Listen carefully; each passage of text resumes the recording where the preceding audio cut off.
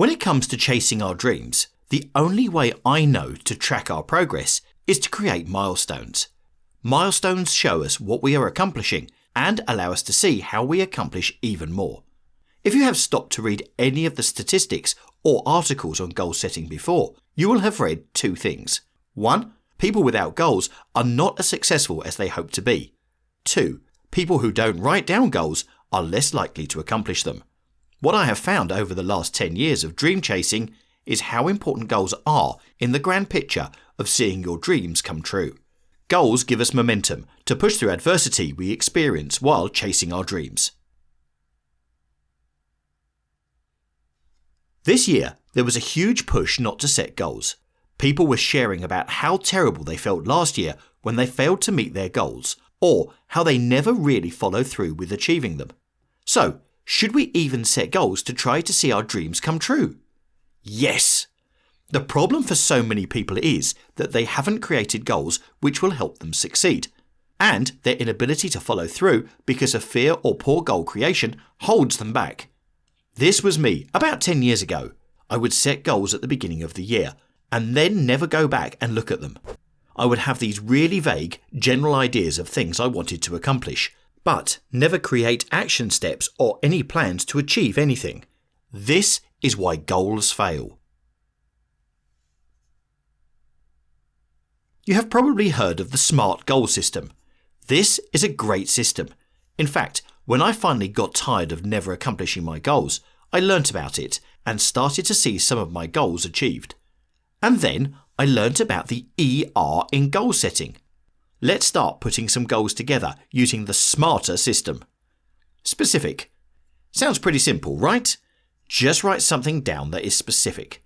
The question is, how specific do I need to be?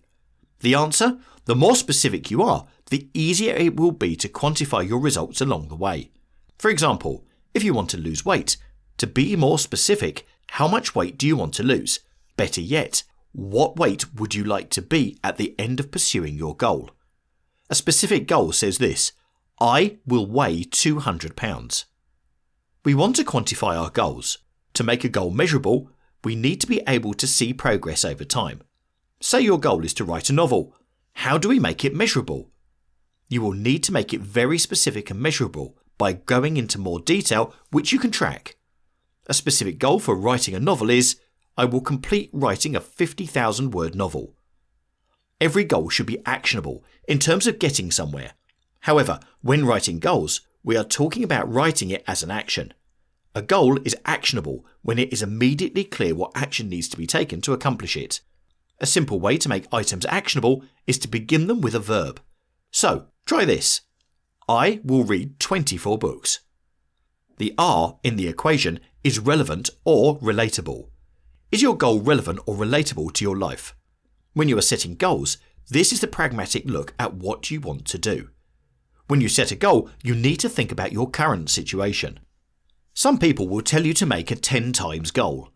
Create a goal that is nearly impossible to force you to stretch yourself. While I think this is good, it's not for the first timer or for someone struggling at their goals. You need to create goals you can accomplish at your stage in life. Are you a father of 3 small children who works 2 jobs? You may not be able to work out 3 hours a day if you want to reach 3% body fat. Try this. I will decrease my percentage body fat by 10%. My start percent is X.